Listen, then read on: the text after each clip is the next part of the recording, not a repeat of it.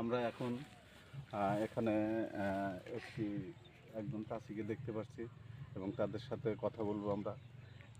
তারা এখানে কতদিন ধরে বসবাস করছে এটা আপনাদেরকে একটু জানাবো। আপনারা এখানে কতদিন ধরে বসবাস করেন? 4 বছর ধরে আছি।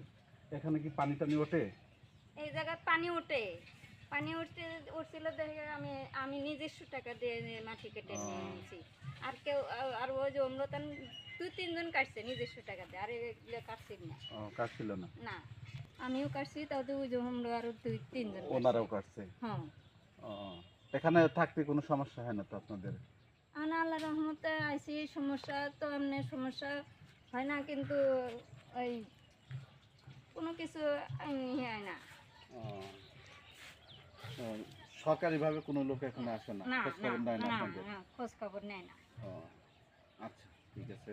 খোঁজ খবরও নেয় না। তাদের ধরেন আপনি এনে যে সরকারে ঘর দিয়ে দিছে, আমি সেটাও খোঁজ খবর নিয়ে যে কিভাবে থাকতেছে না থাকতেছে, মানুষজন অত্যাচার করতেছে কি না করতেছে, আমরা সেটারই একটা প্রতিবেদন করতেছি যে আপনাদের এখানে কেমন ভাবে বসবাস করেন বা জীবনযাত্রার মান কেমন, ঘরের অবস্থা কি রকম আছে, আপনাদের সাথে কারো কোলাহল আছে কিনা, কেউ আপনাদের চাপ সৃষ্টি করতেছে কিনা এখানে করার জন্য, এটা একটু জানার জন্য আপনার সাথে কথা বলতেছি আমরা।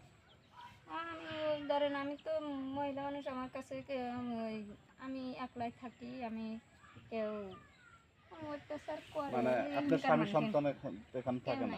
আমি একলাই। আপনি একাই? হ্যাঁ, আমি একাই। আপনি কোথায় থেকে আসছিলেন? আপনি? আমার গ্রাম বিলকাজলি গ্রাম। বিলকাজলি থেকে আপনি আসছেন? হ্যাঁ, বিলকাজলি থানা আইছি। আচ্ছা আচ্ছা, ঠিক আছে। বিলকাজলি থানা আইছি। এখানে আমার ভাইয়েরা আছে, ভাইয়ের জায়গা কম, বাপের বাড়ি থাকি, ভাইয়েরা কি সবাই কি টাকা দিবে? এটা তো ঠিক আছে। না রে, জোনারাত দি পাইলে পাইনি না, করলাম যে টাকা পয়সা দিয়ে নিছি। আচ্ছা, ঠিক আছে। আমরা এই মুহূর্তে একজন অসহায় ব্যক্তির সাথে কথা বললাম। আমরা সরকারের কাছে অনুরোধ জানাচ্ছি যে এই সকল পরিবারের দিকে একটু নজর রাখতে, তাদের তাদের তাদের কেটে দিত।